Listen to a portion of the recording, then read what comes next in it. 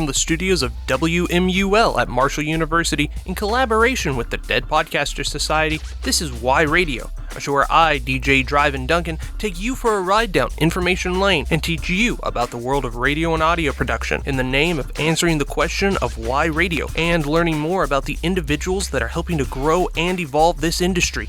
For this episode, we're joined by Trey Kay, a journalist with West Virginia Public Broadcasting who runs the radio podcast series Us and Them, a show focused on conversating about the culture war in America from all sides. Trey Kay was born and raised in West Virginia. Originally from Fairmont, he mainly grew up in Kanawha County in the Charleston area. Like many guests before him, his interest in radio began at a young age. For Trey, he mainly listened to the top 40 genre and the personalities that accompanied it. I grew up kind of loving top 40 AM radio that they played in West Virginia. It's somebody your age probably can't even remember, if you grew up in the 1960s and 70s, there were radio personalities in the Kanawha Valley area. There was this guy by the name of Al Saley, and he used to, do like these voices and characters on the radio. And I was always just fascinated with that. And I kind of wanted to be a part of it, but wasn't exactly sure how one would do that. Trey attended Ohio University in Athens, earning a degree in theater, and later moved with some friends to New York to pursue a career in acting and music. Through all of this, his love for radio remained. In moving to New York, this is a kind of a weird time in history, and when I tell people about this, some people scratch their heads, and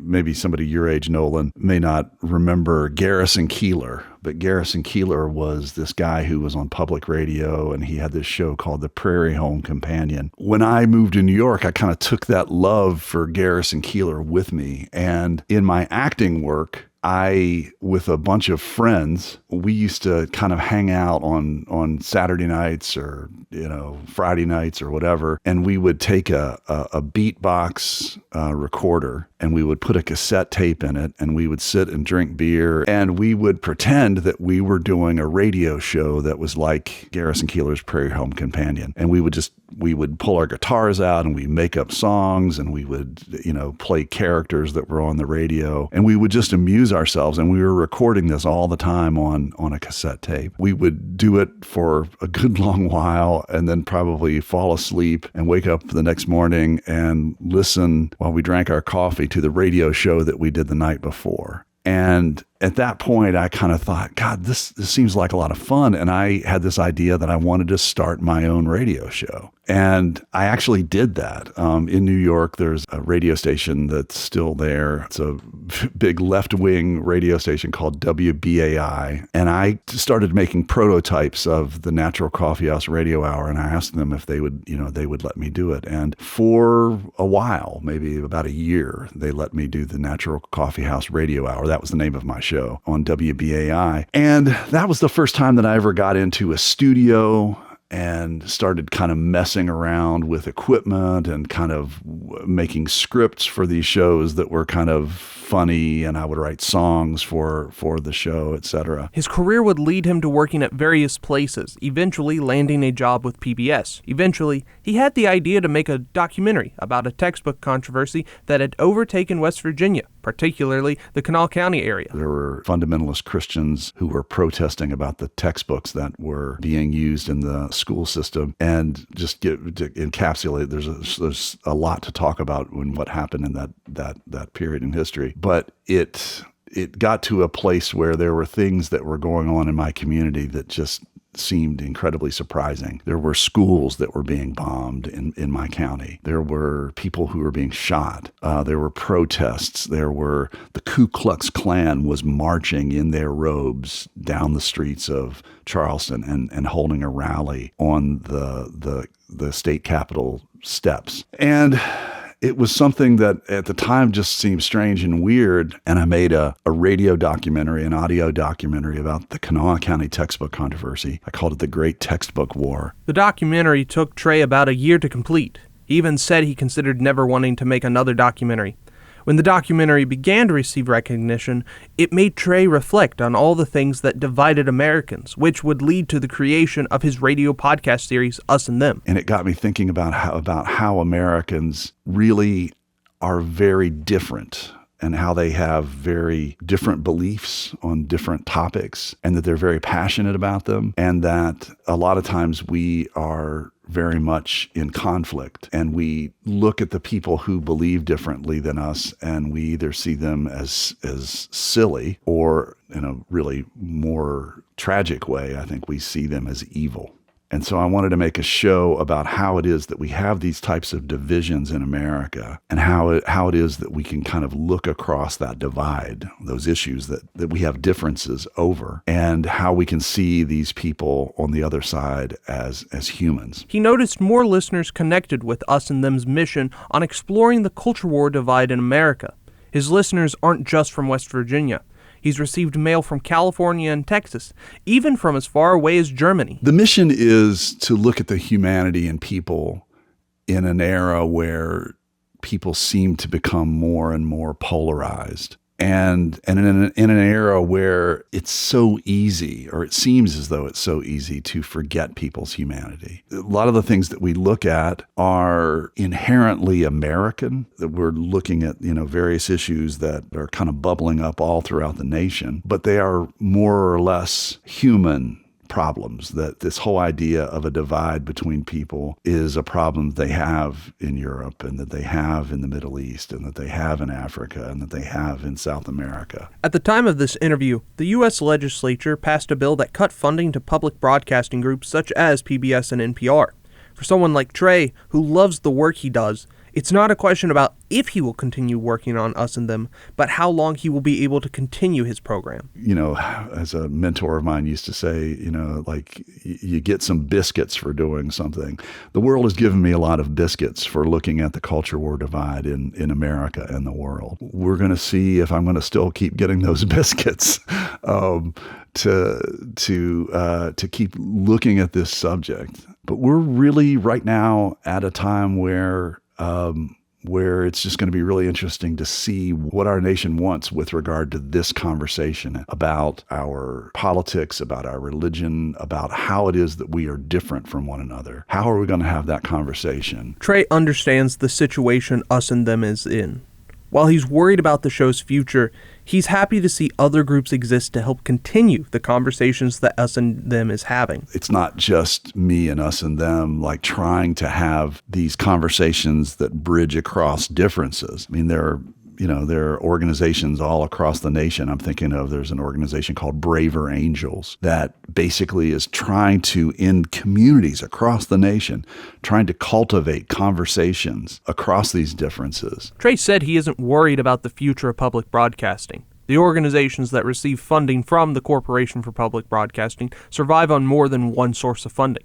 It's why every PBS show includes The Line, and viewers like you, when listing who helps fund its programming. Trey believes that public broadcasting will survive in some way, but his fear is who will be able to still hear his content in the future. The question is about who will be able to function independent of federal funding. A place like New York City is probably going to have trouble, but they're not going to have nearly the type of trouble that a little place like West Virginia Public Broadcasting will, and other rural places like in Alaska and in the far reaches of Maine and places that are where indigenous people live in our country. Those places, it's going to be very interesting to see how that plays out. Trey recognizes that he'll have to find new methods to spread his message. While the method is unclear, what is driving Trey to continue is his confidence. The one thing that my 10 years in doing Us and Them is that it's given me a chance to kind of strengthen my voice and to kind of have the confidence that I have some things to say about some of the important issues of the times that we live in right now. I feel more confident now. And, I think that I probably have another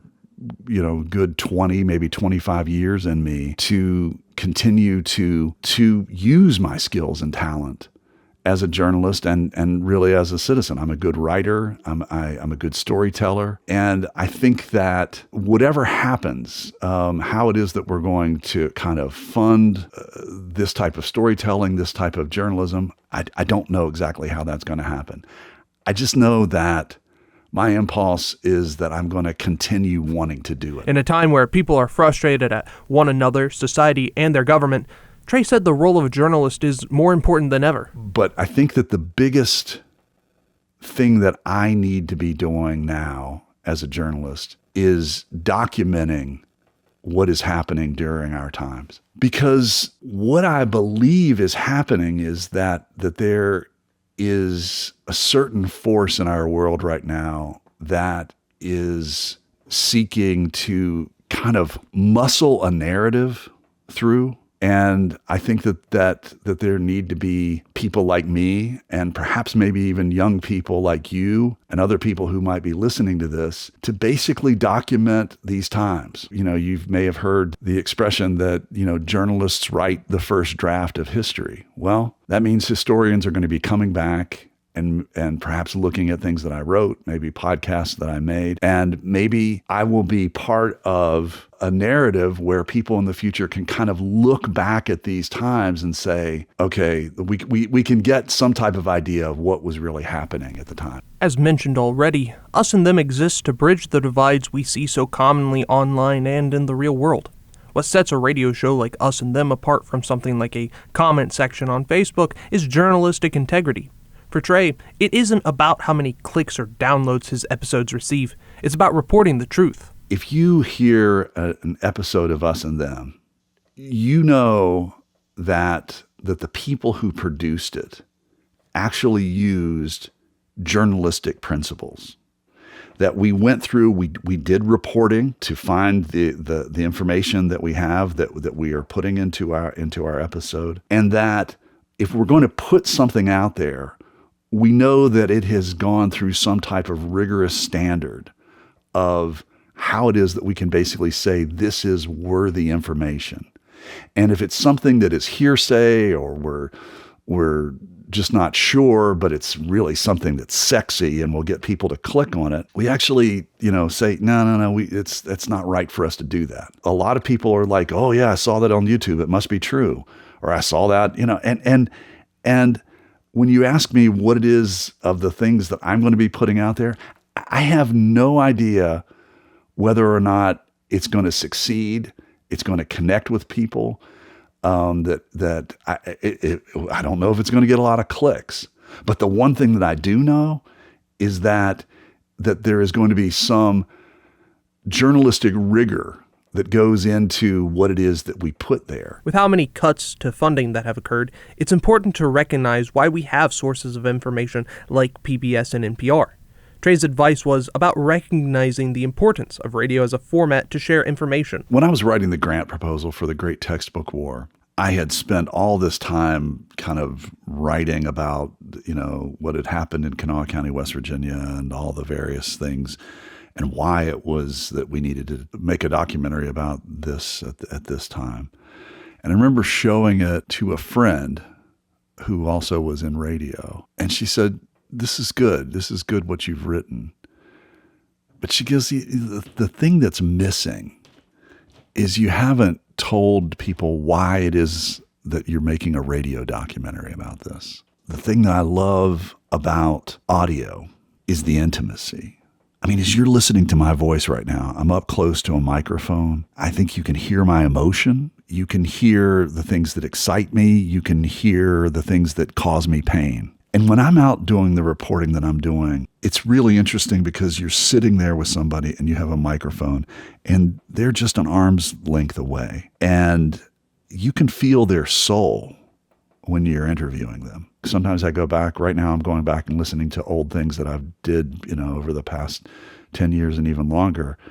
And I like hearing that. And I love hearing other people's work as well, of just how it is that this medium can be so powerful in conveying messages. In a world where it is more important than ever to find trustworthy, truthful sources of information, individuals like Trey Kay don't just appear with an idea.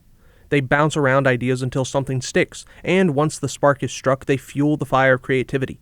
For Trey, it was confidence in his work and mission that has allowed him and his team to keep Us and Them on the air for 10 years, and hopefully more.